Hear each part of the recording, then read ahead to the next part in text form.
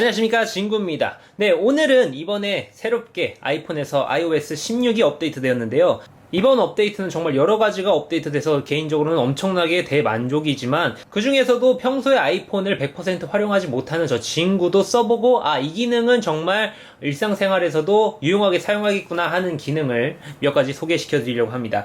자, 첫 번째는 보시는 바와 같이 홈화면을 커스텀할 수 있다는 것입니다. 자, 이렇게 길게 누르시면은 제가 미리 세팅해 놓은 홈화면이 있는데, 오른쪽 끝으로 가면은 새롭게 추가를 할 수 있는 기능이 있고요. 이렇게 여러 가지가 있죠. 그 중에서 저는 제일 추천드리는 것이 이 사진 셔플이라는 것입니다.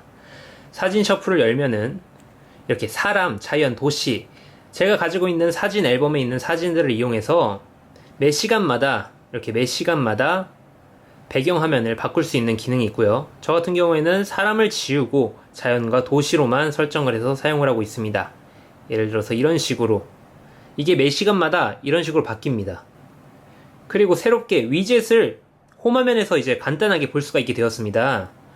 위젯 추가를 누르시면은 이렇게 애플워치 배터리라든가 온도, 시간, 달력 등 여러 가지 기능을 볼 수 있는데, 저 같은 경우에는 온도랑 배터리 시간을 메인으로 보고 있습니다. 이 애플워치 배터리가 지금 표시되고 있는데, 애플워치를 사용하지 않고 있을 때는 에어팟 배터리가 표시된다든지 상황에 따라서 이 배터리 표시가 바뀌게 됩니다. 이제 홈화면에서 시간은 물론 날씨라든가 배터리까지 확인이 가능하기 때문에 편리해졌고요. 그리고 또 하나 재밌는 게 뭐냐면은, 이제 아이폰이 인물을 인식을 해서 심도 효과를 주는 기능도 추가가 되었습니다. 그래서 좀 더 입체적으로 홈화면을 설정할 수가 있게 되었습니다. 물론 심도 효과를 끌 수도 있고요. 이렇게 끌 수도 있습니다.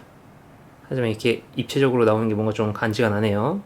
그리고 저는 자주 사용하지 않지만, 이제 배경화면을 선택하는 화면에서 집중 모드라고 있는데, 화면에 따라 집중 모드를 설정할 수가 있습니다. 저 같은 경우에는 집중 모드를 안 쓰기 때문에 굳이 사용하지 않고 있고요. 두 번째는 제가 이번 업데이트 중에서 제일 놀란 부분인데, 사진과의 동영상에서 이제 텍스트 인식이 가능하게 되었습니다. 자, 이 보시면은 일본어도 있고 한국어도 있고, 진구 써놨죠. 이건 제가 애플 펜슬로 적어놓은 다음에 캡처해서 저장을 해놓은 사진이고요. 강아지 사진도 있네요. 이건 좀 이따. 이 사진을 길게 누르시면은 이런 식으로 인식이 가능하게 되었습니다. 텍스트 인식이 가능하죠. 심지어 애플 펜슬이나 연필로 써서 사진을 찍은 것도 이렇게 인식이 가능하기 때문에 이게 정말 편하고 좋았습니다. 자, 이런 식으로 확대를 해서 메모도 인식을 하고, 당연한 거지만 밑에 있는 영어도 인식을 하고, 제가 밖에서 찍어온 사진인데 이런 식으로도 인식이 가능합니다. 이렇게 보시면 정말 옆에 있는 글자도 인식이 가능하지만 잘려있기 때문에 제대로 된 번역은 안 되고요. 자, 그리고 사진을 굳이 찍지 않더라도 이렇게 사진을 이렇게 대고 있으면은 이 우측 하단에 보시면은 텍스트를 인식을 하죠.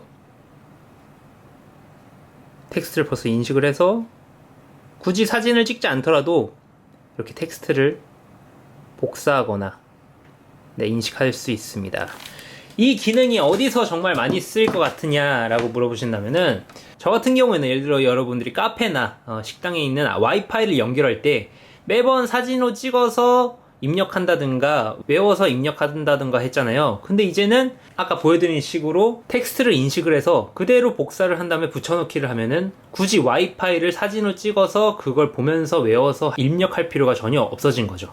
그리고 이 텍스트 인식 기능은 엄청나게 또 활용도가 좋은 게 뭐냐면은, 자, 이렇게 사진을 검색한다고 할 경우에 아까 제가 메모장에 적어놓은 진구를 이렇게 입력을 하면요, 사진에서 찾은 텍스트라고 해가지고 클릭을 하면은 아까 제가 캡처해놓은 사진만 골라져서 나오게 됩니다.